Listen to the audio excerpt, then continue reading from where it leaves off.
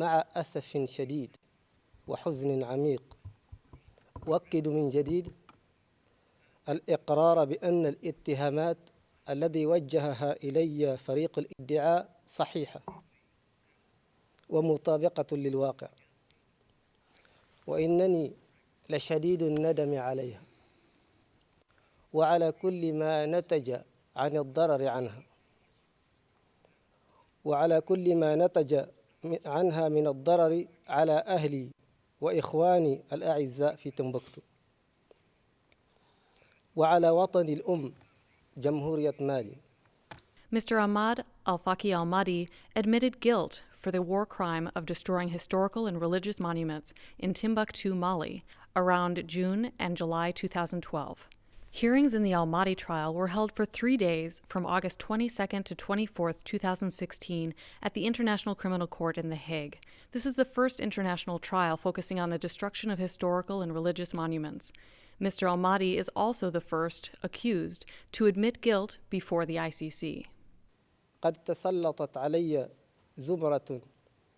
زمرة من قادة ورموز القاعدة وأنصار الدين، وضعفت نفسي أمام ذلك كله، ولئن كانت تلك زوبعة شديدة عصفتني معها كما عصفت معها كثيرين من أهل العلم في البلد، فإن ذلك كما تعلمون لن يغير بلمحته العابرة تلكم الجذور العميقة التاريخية لمدينة تمبكتو وأهلها النبلاء.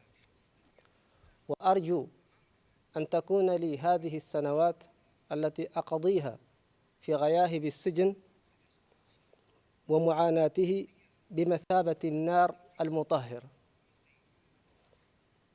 التي تؤهلني إلى أن أكون لائقا بأن أحظى بالعفو من القلوب التي تسببت بجراحها.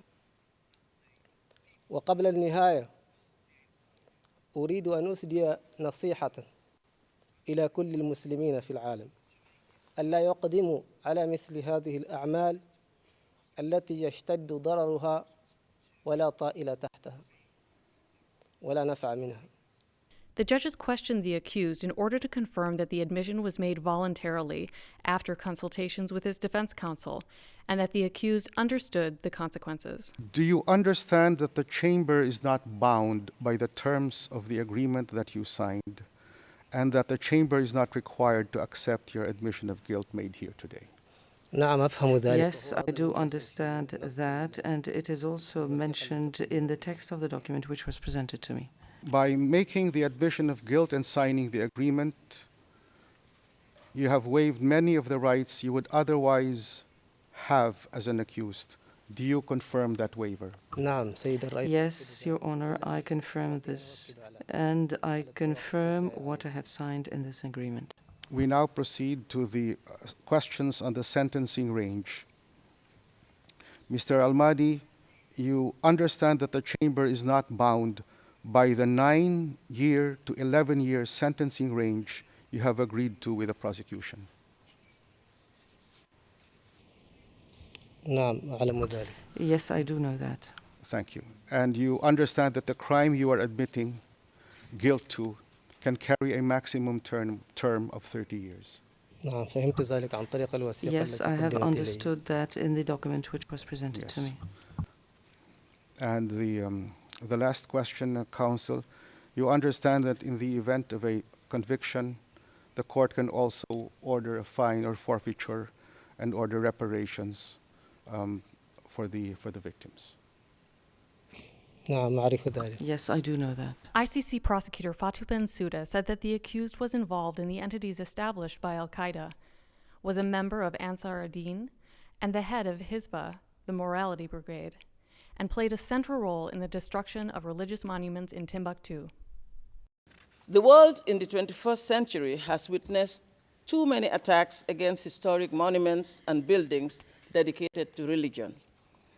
This worrying trend must be stopped in its tracks. This regrettable reality must cease to be. Recently, we have seen the calamitous destruction of Palmyra, and just last month, we saw the so-called ISIS destroy yet another historic monument, a mausoleum north of Baghdad. My message today is this: our cultural heritage is not a luxury good. Our cultural heritage is a vital instrument of human development. To protect cultural property is to protect our culture, our history, our identity, and our ways of expressing faith and practicing religion for current and future generations. We must protect our common heritage from desecration, ravages, and the long-term effects of such destructive acts. The severity of the crimes committed in this case calls for an appropriate punishment, one that is firm and serves as a deterrent while taking into account all of the accused's particular circumstances, including his admission of guilt and cooperation. Your judgment is awaited from the ancient streets of Timbuktu and throughout Mali to all four corners of the world. Gilles Dutet showed the chamber various visual materials, maps, photographs, and video material showing the 10 destroyed religious objects, 9 mausoleums and 1 mosque, before, during, and after the destruction. The 3 prosecution witnesses testified during the prosecution's presentation of evidence. Protected witness P0182 collected evidence in this case and took a statement from Mr. Mahdi.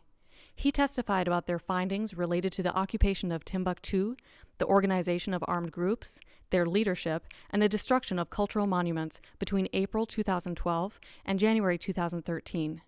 He confirmed that the accused cooperated with investigators and the information he provided assisted the investigations in the case. Francesco Banderin, the second prosecution witness, is the Assistant Director General at Unesco. He testified about how monuments are added to the World Heritage List, how governments and UNESCO have a duty to protect the monuments on the list, and what the impact is when the cultural monuments are destroyed. The mausoleums, which are sometimes associated to the mosques, represent a focal point for the religious life of the inhabitants, and I would say also the region, and they are a focus for a very extensive pilgrimage. The third prosecution witness, expert P0431, testified about Mali's cultural heritage, the importance and protection of cultural monuments, and the reactions of the local and international community in relation to the destruction of sites in Timbuktu. The Office of the Prosecutor asked for the accused to be declared guilty by the chamber and for a sentence of between 9 and 11 years of imprisonment. Legal representative of victims Mayombo Kasongo represented 8 victims who are participating in this case. He said that the victims he represented all told him similar stories of shame, suffering, and the intellectual disconnect they experienced after the mausoleums were destroyed. Victims, he said, also suffered financial losses because of the lost income from the visitors to the mausoleums. Your Honors, this case is one that deals with a crime against cultural heritage. So, there is no more proof that such a crime only contributes to obscure the minds of people. It is prejudice and damage that goes beyond the simple and dramatic destruction of material monuments to the destruction of the minds, which therefore must be understood to be crimes that fall within the jurisdiction of this court. And it is for this reason that the victims question the sincerity of the guilty plea and the remorse expressed by the accused person. The victims do not accept Mr. Al-Mahdi's confession. Some even argue that this guilty plea only serves to address matters of liability. I can talk about this because I am just returning from Timbuktu. the victims say that forgiveness has been asked for at the wrong place.